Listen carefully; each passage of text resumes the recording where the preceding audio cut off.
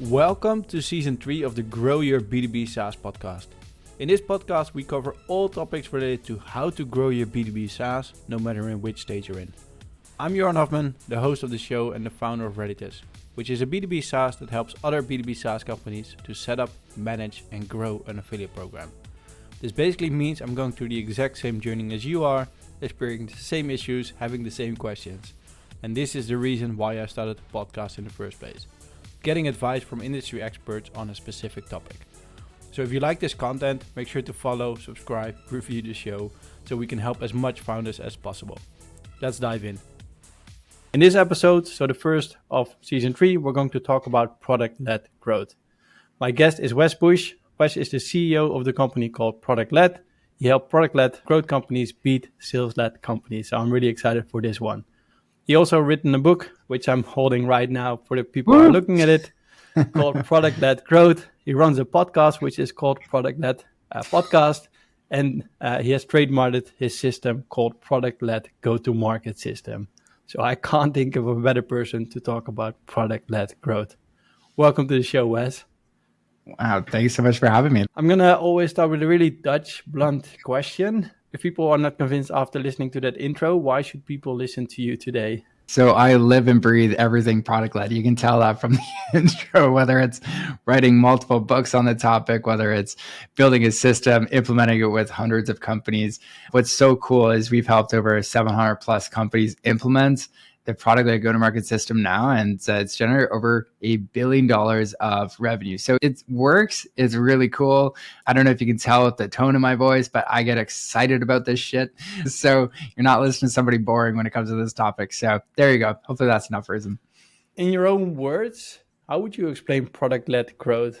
A lot of people think it's like this free trial, it's this freemium model, and that's all there is to it. And I get it because I was thinking about that 7 years ago. I was like, oh yeah, that's all there is to this thing. But then when I started digging into it and looking at what are the most successful product-led companies doing really well that really symbolize product-led growth, it's like, well, they're using the product in some pretty cool ways. When it comes down to it, it's really three main ways. So it's how do you acquire people to find out about what you do? What's the first offer? So when you go on to a product-led website, it's usually like that free offer or something like that, or sign up for free. So product-led growth is starting with that, but then it doesn't end there. When it goes into the product experience, it really leans into how do you use the product to engage people. So instead of like manually guiding people through step-by-step how to use your product, you just make it really easy. You cut out all the steps, you make it simple, you get people to value with the product, leading majority of that onboarding experience. And then the last piece is really the monetization. So can your product actually sell itself? Can people pick a plan, understand what is the right plan for them, and upgrade, pull out their credit card, sign up, become a paying customer without ever talking to you? And that to me is what product-led growth is about. It's when you can actually build a product that can sell itself. Yeah. And then from the beginning part, so from acquiring people to actually engaging with the product and to actually selling or buying it in that sense. It kind of already maybe explains a little bit my next question, but I am going to still ask it. Why should people care about product-led growth? So I think if you don't care about product-led growth, I'd be worried, especially with the current market environment. So if you think about doing more with less, how do you do that? So if you want to double the number of customers you have, let's say if you're a sales-led business, you're probably looking at doubling the number of sales people you have, which is a big capital investment to get them up and running. And then you got to wait maybe 6-12 months to get the payment back on them. So you usually have to raise a lot of money to make that work. So if you're to double your business with a product-led business, you actually hire as a last resort. And then we'll get into that when we go to the product-led go-to-market system in a second. But that's the cool thing is your product can actually take a lot of that manual labor out of the equation. And you're building a machine, which is your product. And that actually gives your business the holy grail word of leverage. So you can scale faster, easier. And especially when it comes out to testing different markets and everything else, it's way easier with a product-led business. Those are some of the main reasons why you want to care about it. It's more efficient. You can do more with less. If you're a founder listening to this, it's a hell of a lot easier in a lot of ways to scale a product-led business. And that's the big distinction between a sales-led versus a product-led business is sales-led businesses, to be honest, when it comes to getting started, they're easier to get started.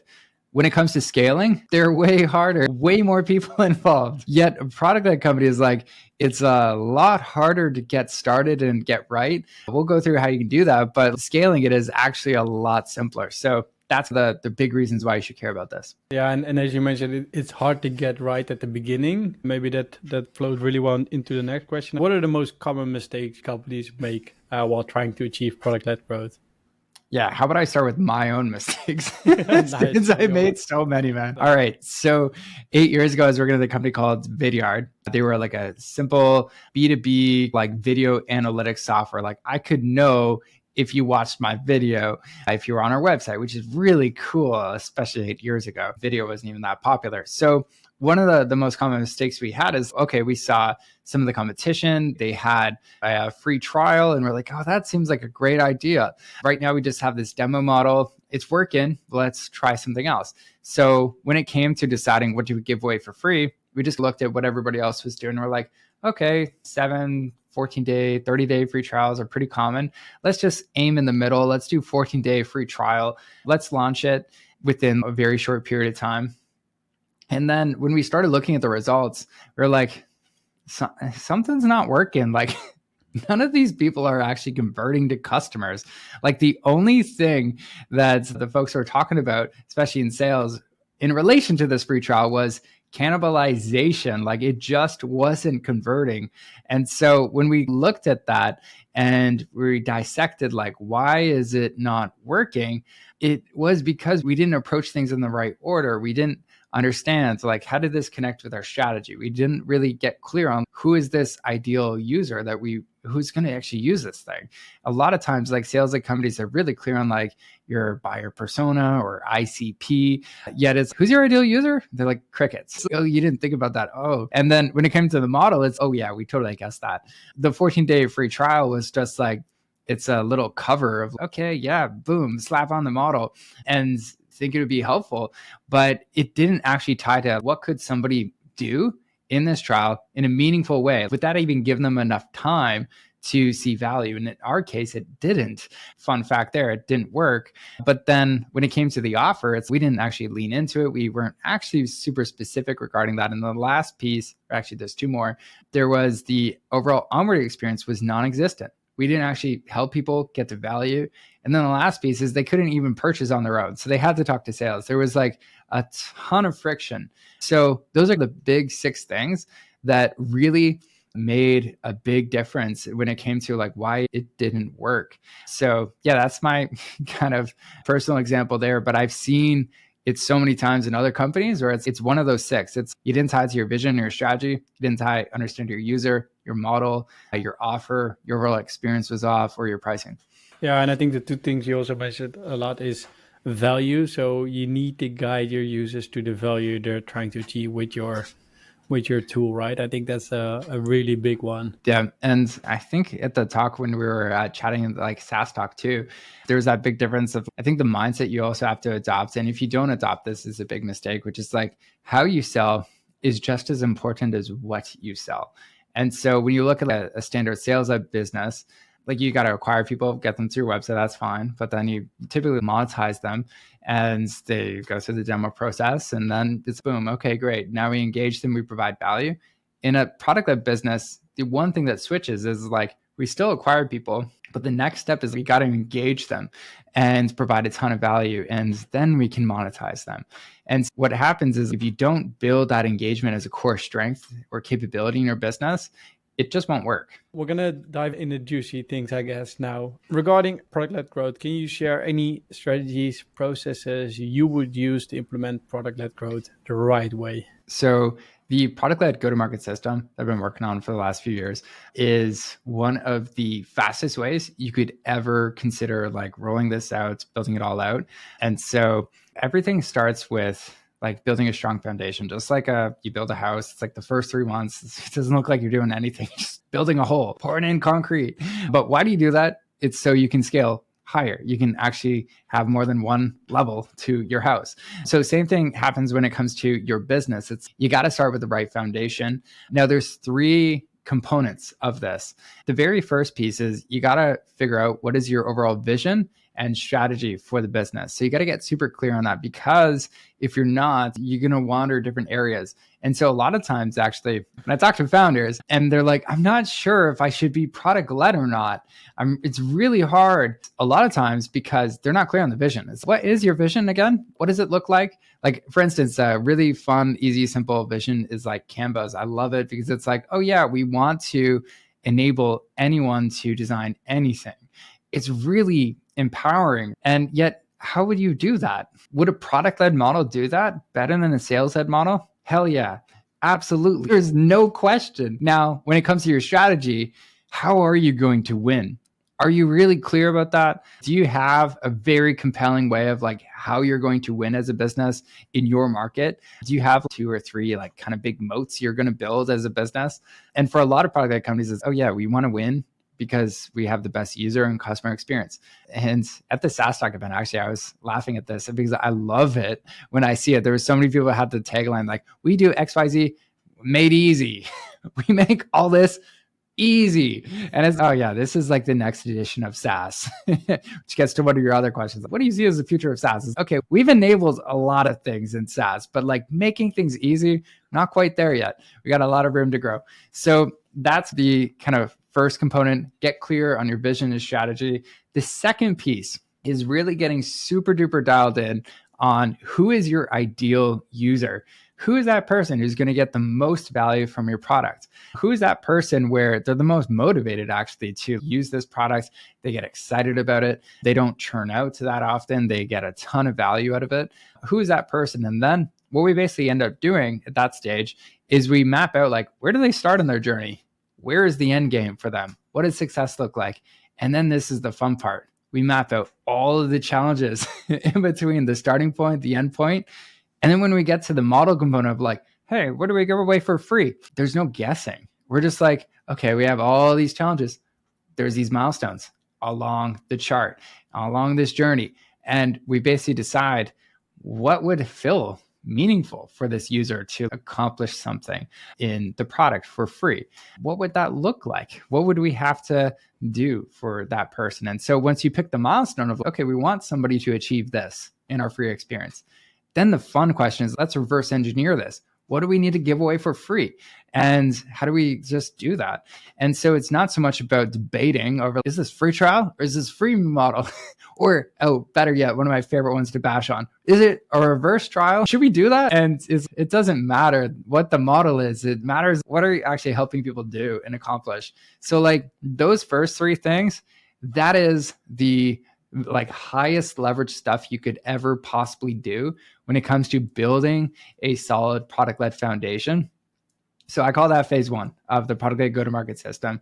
Now, phase 2 is really where founders mostly start, but they skip the first 3 steps. So step 1 of building a product that sells itself is all about, you got to start with a great offer. So what does that look like? When it comes to an offer for product-led businesses, the reason like the offers are way more irresistible is because if you've done the model part right, you actually have something that you can say, hey, we're going to help you get to XYZ outcome, and we're going to do that, enable it for free. Would you like that? Because we know where you are in the journey. We know most beginners start here and they got to accomplish this outcome. And we just make that a hell of a lot easier. Would you like to sign up for free? Of course. Okay, great. So you set the promise. You know what the offer is. Next step, the experience. How do we actually get people to experience this? And the way I look at experience, I was initially going to call this like component onboarding. That's a part of it, but it's much more than that, because it's like, how do we make this effortless to sign up, effortless to actually experience the value of the product, effortless to upgrade? So this is looking at the holistic picture of you, everything across your experience. And then the last piece is, okay, if we do the first 2 things, people are going to be primed. They're going to get to value. Now we got to make it easy for them to actually upgrade. And we got to have simple pricing. And so a lot of times I find founders where it's, okay, 0, and then it's $2,000 per month. It's like this huge pricing gap.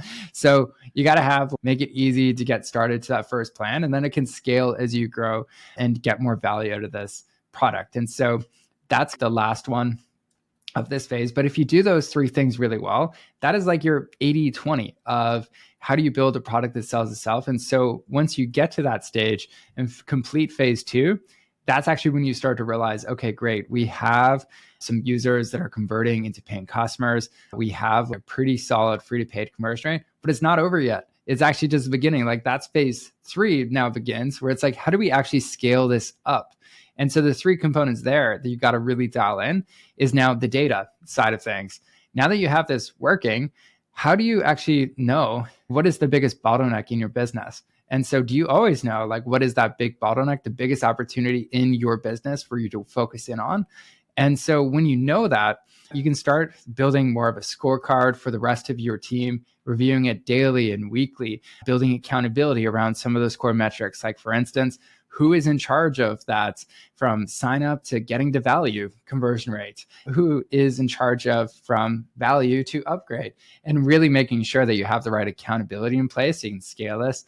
And then the next component is all about the process. So how you get high impact experiments and accelerate that across the rest of the team. Now, if you got the right accountability in place with the right data, then it's like you pour gasoline on the fire. As, oh, we have this low onboarding rate. What do we do? It's, of course, we run experiments, we try and fix it. But then now it's not just any other problem. It's we know where to apply the most leverage. And we're not just like willy-nilly, yeah, we launched 10 experiments this week, but we didn't move the needle. Like the best, truest way of knowing like you're actually doing a great part in the process component is like you're growing month over month consistently. Then the last component of all this is the team component. And the reason this is last, even though this is a go-to market system, is because in a product-led company, you can afford to hire as a last resort.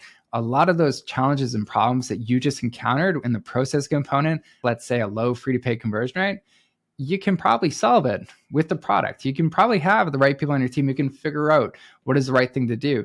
Usually at this stage, though, once you have the product that sells itself and you're trying to look to scale it up, it becomes time for you to look at, actually, this is working well. Maybe we need more marketing. Maybe we need more channels. And you can hire a channel specialist to maximize that out and build out and get more people to find out about what you do. So that's like a lot of me talking, but that's the overview of the product-led go-to-market system that I'm like so pumped about, because the strategic order of everything, it matters. One thing builds off of each other.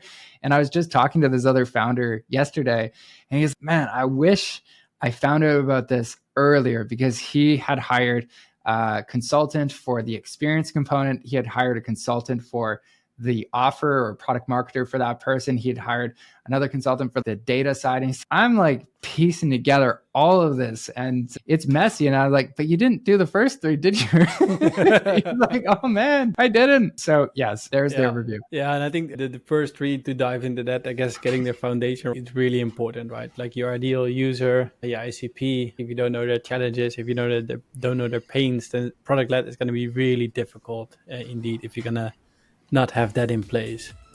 Totally. Thank you for listening to the Grow Your B2B SaaS podcast. This podcast episode is sponsored by Redditus. Redditus helps B2B SaaS companies to set up, manage, and grow an affiliate program. In short, an affiliate program means that you're going to ask other people to promote your SaaS, and you would only pay them if they deliver you a paid client, making it a very cost-effective and scalable way to grow your monthly recurring revenue. See more at getredditus.com. Maybe one question regarding that, because in my opinion, it might be completely wrong, but the difference between sales-led and product-led is with sales-led, you can choose who you're going to sell toward. Like you have your accounts, you're going to target them, and then you're going to try to get them in. With product-led, you're going to open up things. Basically, people are going to sign up. It doesn't always mean that they're going to match your ICP. Because how do you make sure that, I guess it's also messaging on the site, but how do you deal with people signing up who are not within your ICP? Because they're going to probably clog up support. They're probably going to ask for different features you don't want to support. Any advice here? So there's 2 questions here. There's the first one is the biggest differences between sales-led and product-led companies. So I'll go through that one first.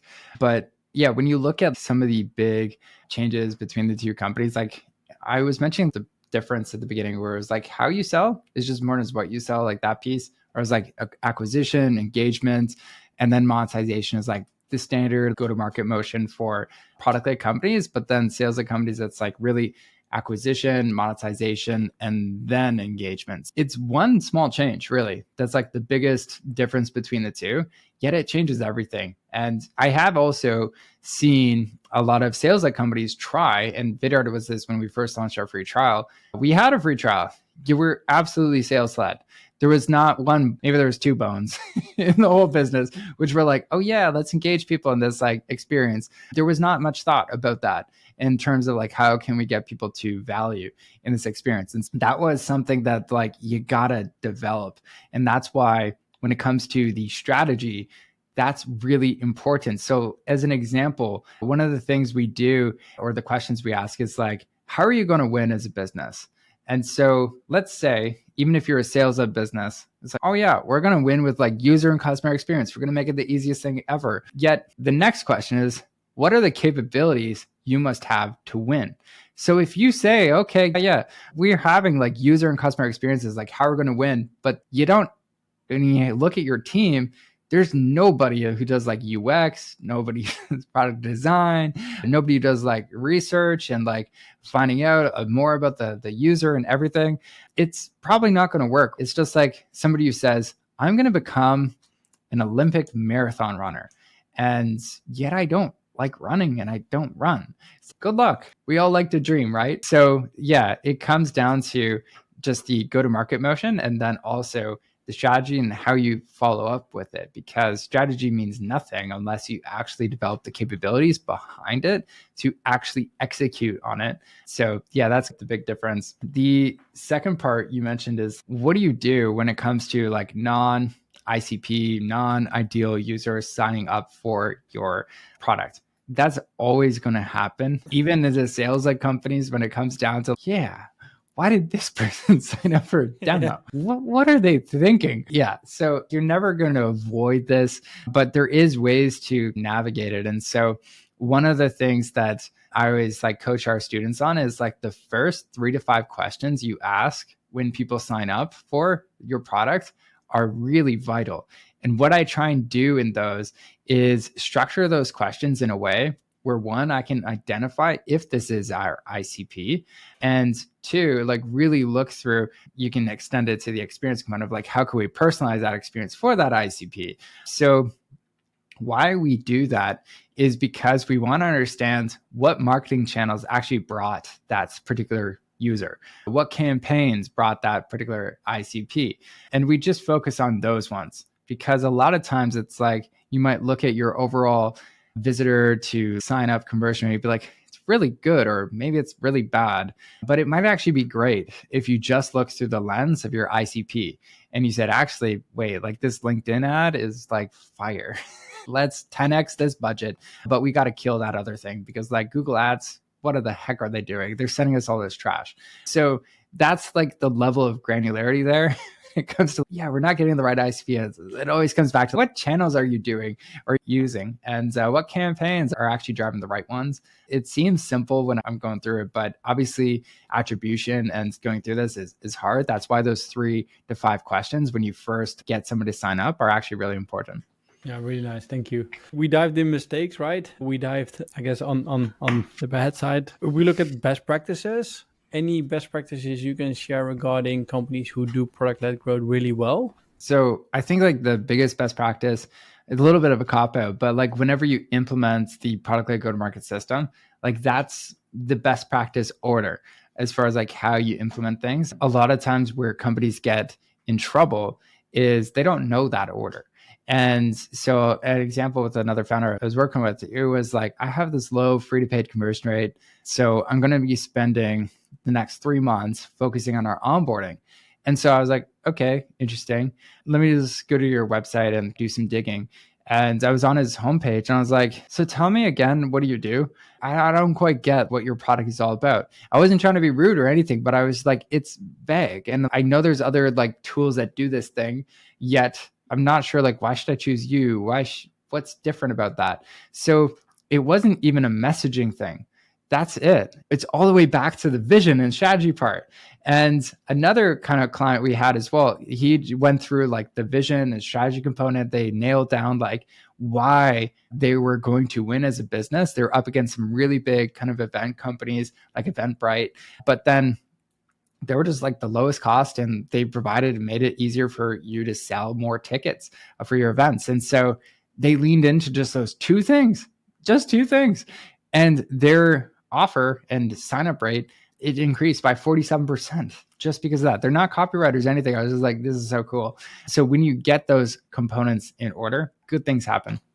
I think you mentioned it already. You make it sound easy implementing product-led into a company, but I think any company is going to face challenges, right? When you're trying to implement product-led growth within. Are there any like common challenges and also maybe some ideas to overcome those?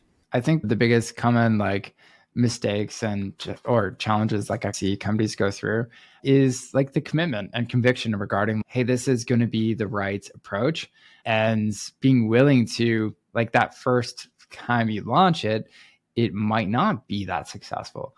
And even if you've gone through the first few steps, like for instance, when it comes down to, okay, let's say you get a great model, you improve the offer, but like improving your onboarding, getting people to value, that whole engagement piece, it's really hard. And it does take a lot of time sometimes to make it really work well. And so it isn't just as simple as, oh yeah, let's just do this the first time and set it, forget it, on to my next SaaS business. I wish, but you do have to learn a lot. And when it comes down to this system I'm like going through and walking you through, sometimes you might get to, we figured out our vision or strategy, our user, our model, we get to the offer stage and we start to realize, oh, that's not resonating at all. And maybe it's just we have to go through, redo our offer, or you might realize if you're earlier stage company, you're like, actually, we weren't actually focusing on the right user. So when you start to launch some of these things, you should be able to see, okay, great. We launched that offer and we focused on our ideal user and we promoted the model. Wow. Boom. It's like serious, like that 47% difference. It's not always that high, but it should feel like, wow. Okay, we're onto something here. If we have synergy, that's like the key of this, everything here that we're talking about is if you go through these components, you'll get that synergies. Yeah, that's the biggest challenge, is like just knowing where you are in the system and then being okay where it's okay, if we're going to really make this work, we got to have that long-term commitment, conviction that this is going to work. And then you've got to have and build up that engagement capability. Yeah, because I think you also mentioned at the beginning, it is going to take time. Product-led growth is going to take a lot longer than the sales-led approach, but in the end, it's going to be a lot more scalable. Nice. When we look a bit further ahead, a lot of companies are now switching to product-led growth. So I think that's nice for you. Like any other things you see maybe in the future happening within product-led growth? Yeah. So I think over the last 3-4 years, like I call it like act one of like product-led growth. It's like people learn about it. People are excited about it. A lot of people try it and then they fail. It's hard. And some companies naturally get it. Maybe they're more product oriented. They're like, okay, yeah, I get this, and naturally intuitive. That's not the majority of people. The majority of people struggle with this a lot. So I think like act two in like the future, for the next 5-10 years, is a lot more people leaning into thinking about product led as a complete go-to market strategy, not just, oh yeah, it's this little product thing, this little tool, this little tweak we did, this hack, we launched a free trial. It's no, actually, this is the entire go-to-market motion. And this is what we're going to build off of. And so what I'm so excited for, and I truly do see this, is there's going to be a future where product-led is like the default way of like how you're going to build a SaaS business, specifically B2B SaaS business in the future. And then there's going to be a lot of cool combinations coming out of that. Okay, yeah, we just bolt on product-led sales as we go up past 10 mil. And we're going to see a lot of these successful motions, but it all starts with how do we master the product-led go-to-market motion first, build that strong foundation, and then we become unstoppable when we layer on these other hybrid motions as we scale up. Yeah, nice. And I think, as you mentioned, if you do it from the core, then it's going to be a lot easier to scale just because you have the foundation. And like I've worked with billion-dollar companies, helping them go from sales led to product led. And I can tell you, it's not that fun. It's a lot of firing. It's a lot of like change management, realignment. Yeah, it's tough for any business because you change the capabilities of a business, which, yeah, that's always hard. Yeah. Yeah. And I think the things you mentioned as well, like the future, as in a lot more companies are doing product-led growth. I think now what in the market is a lot of companies focus more on profitability, right? Which means is you Yeah. probably need to have less cost. And as you mentioned, hiring as a last resort, where you see a lot of the LinkedIn posts I see nowadays is what is the MR or ARR per employee, basically. And that's also a lot better when you go to product-led growth motion. Yeah, totally. There's so many. I was talking to two different founders. One was like 4 million in recurring revenue, 3 employees, versus another one where I'm like, oh, wow, like you have 40 employees. And I'm like, I'm expecting a big company and it's 2 mil. I was like, what? Like, big difference between that, like both companies and the amount of leverage that they do have. Yeah, interesting. We're going to close off with the final 4 questions. When we talk about product-led growth, what kind of advice would you give somebody who's just starting out and growing to 10K monthly recurring revenue? So I was just actually helping a company do this recently, which is fun. When I was helping them, basically what we ended up doing is going through that go-to-market motion, but you go through the iterations way faster. So you initially start with, okay, what's our vision, strategy, hypothesis? Here, who's our ideal kind of user and buyer? Let's get clear on that. Then we go through, okay, what could be like a compelling offer that we would go through this part. And then what is the experience? How do we get people to deliver that value as soon as possible? And at any stage, if you start feeling like, oh, we're not getting that much synergy or traction, you just go right back to the vision strategy. Then you go to the user and everything else. And so when we did that a few iterations, what's cool about this, I didn't mention at the beginning of this podcast, but there's really 3 things you need to find like PMF or product market fit. There's your company, which is like, what are you really good at? More specifically, very early stage, which is 10K for sure. It's what are you good at as a founder? And then you also got to align, who do you serve best? Who do you love serving? Who are you passionate about serving? What problems do you love helping people with? So that's like a second piece. The last thing you got to figure out, which is like your product and which will get you out of that 10K range, which is like, how do you create the most value? So you have those 3 things, fun Venn diagram. And at the middle is like that synergy. And you're really trying to define and identify those 3 things, and you'll create that synergy that will help you scale out of that area. Let's assume then we're past that 10K MR and then we are going to make a big jump. What kind of advice would you give founders growing from 10K to 10 million ARR? So 10K MR to 10 million ARR. So when you're trying to go from that, it depends obviously how big your team is, but when you're trying to make that big of a jump, there's a lot more alignments that you need to do. And so one of the reasons why, like in our product-led go-to-market training, when we teach it and implement it in businesses, it's actually a weekly kind of coaching call with the entire leadership team, because when we go through these same components in the product-led go-to-market motion, what's really cool is that when you create that buy-in and alignments at each stage, they implement it because it's their idea. There's less resistance. Whereas if it's, oh, here's how we're going to scale it to 10 mil and this is the product-led motion, and like this fancy consultant comes in and shares it all, it almost never gets implemented. So it has to come from the people, and then you have to build being product-led as a capability in the rest of the company. And so if you go through that product-led go-to-market system a few times, you will definitely build that long-term capability. Bit zooming out, and this could be also not product-led related, but knowing you, it probably will be. Do you have any general advice towards other SaaS founders who are now on their journey growing their SaaS? Anything you could give them as an advice? There's this common adage of like, who, not how. And it seems great. It's okay. I have a problem as a business owner, and who, not how, right? I should hire somebody for this. So let's walk through an example. You have a lot of support requests because you just launched a free motion. Should you, who, not how that? As an example, let's hire 2 more customer support reps to scale this business up because, well, we got a lot of tickets. Who, not how actually makes your business less profitable, right? Who, not how actually slows your business down is to get more and more people. So it's actually wrong in that context. What you should be doing is thinking, okay, what are all those tickets coming from? What could we like, what's confusing about our software? Why are people reaching out, treating that as a bug? And then realizing, actually, how do we automate this and create this product experience that is truly easy to use, that we can support 10x the amount of customers with the same people? That's why I'm pro product led, because it actually gives you that leverage if you do it right. So who, not how does not always work. Some cases it's great advice. Other cases, it actually just leads to a very unprofitable business. Yeah, nice. Yeah, and I like how you have the product-led growth mindset just baked in. I love it. Maybe one personal question. What is one thing you wish you knew 10 years ago? Yes. So I recently picked this skill up about 6 months ago, and it's been a game changer. And I wish I knew about it 10 years ago. So how it works is when it comes to your goals and your vision, obviously you review it like every single day. It's not that part, but the big piece is basically pick what is the result you want in any part of your life. Let's say, as an example, it's okay, I want a 6-pack or whatever, something vain. Now, what is the daily standard you have to do in order to make that result inevitable? So, as an example, I'm writing a book right now, my next one, and I'm going to write it. It's going to launch in August next year, but I'm writing for 2 hours every day.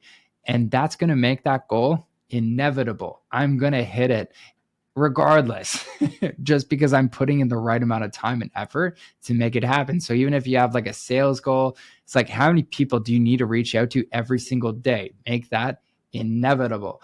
And so I love deconstructing goals like that and setting up the right daily standard to actually make that happen, because a lot of times I was always just goal setting and I was like, oh yeah, that sounds great. I'm excited about that, but then I don't hit it. Yeah. I'm like, what went wrong? And it's, you know what? You will not hit your goals if your standards are low. And so you got to have the right standards for the right goals. And so deconstructing it has been so helpful. Yeah, I think that's really good advice. That just making it really small daily jobs you have to do to get to the end goal, and not just having that end goal in mind. I need to get my book done in August. It probably means that you're going to write it in July if you don't have chopped it up into what you're currently doing. Totally. If people want to get in contact with you, Wes, what is the best way? So if you want like more kind of daily tips on product-led growth, you can check me out at Wes Bush on LinkedIn. And then if you want to learn more about the free kind of product-led go-to-market system that we went through, that's our free model. So you can go through it, you can implement it on your own, and check it out at productled.com. Nice. We're definitely going to add the link to it for people watching the video. Yes. Go get this book as well, Product-Led Growth. You'll find it probably on all the bigger online and it's free bookstores. too. Yes. Is it free? Really? Yep. Then you have a free ebook or yes. Nice. Okay, we're definitely gonna add a link to that as well, probably somewhere really high so people can get it. Love awesome. it. Thank you for coming on to the show, Wes. Thanks so much for having me. This was a blast. Nice. Thank you. Thanks again for listening to the Grow Your B2B SaaS podcast. If you found value in today's episode, please leave us a review, follow us, thumbs up, you know what to do. If you want to sponsor the show to reach SaaS founders, just ping us on LinkedIn. And if you're experiencing any kind of specific challenges right now, let us know as well. We're always looking for topics to cover in our show. For now, have a great day and keep growing your B2B SaaS.